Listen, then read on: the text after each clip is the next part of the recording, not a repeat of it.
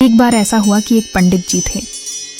पंडित जी ने एक दुकानदार के पास 5,000 रुपए रख दिए। उन्होंने सोचा कि जब बच्ची की शादी होगी तो पैसा ले लेंगे। थोड़े दिनों के बाद जब बच्ची सयानी हो गई तो पंडित जी उस दुकानदार के पास गए। उसने नकार दिया कि आपने कब हमें पैसा दिया था। उसने पंडित जी से कहा कि क्या हमने कुछ लिख कर दिया है। पंडित जी इस हरकत से परेशान हो गए और चिंता में डूब गए। थोड़े दिन के बाद उन्हें याद आया कि क्यों न राजा से इस बारे में शिकायत कर दें ताकि वे कुछ फैसला कर दें एवं मेरा पैसा कन्या के विवाह के लिए मिल जाए। वे राजा के पास पहुंचे तथा अपनी फरियाद सुनाई।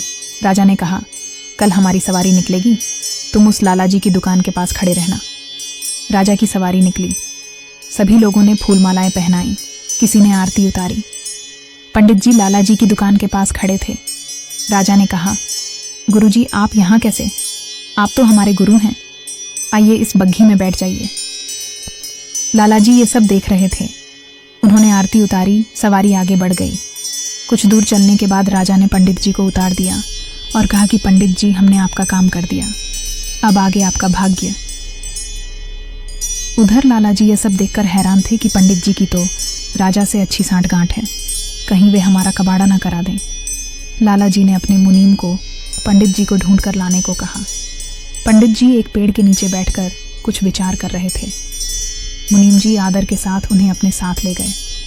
लाला जी ने प्रणाम किया और बोले, पंडित जी हमने काफ़ी श्रम किया तथा पुराने खाते को देखा तो पाया कि हमारे खाते में आपका 5,000 रुपये जमा है।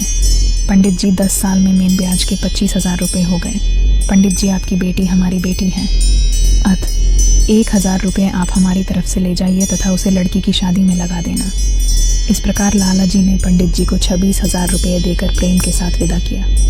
तो भक्तों, जब मात्र एक राजा के साथ संबंध होने भर से हमारी विपदा दूर जो जाती है, तो हम अगर इस दुनिया के राजा यानी कि दीनदयाल परमात्मा से अपना संबंध जोड़ लें तो हमें कोई भी समस्या, कठिनाई या फिर हमारे साथ किसी भी तरह के अन्याय का तो कोई प्रश्न ही नहीं उत्पन्न होगा।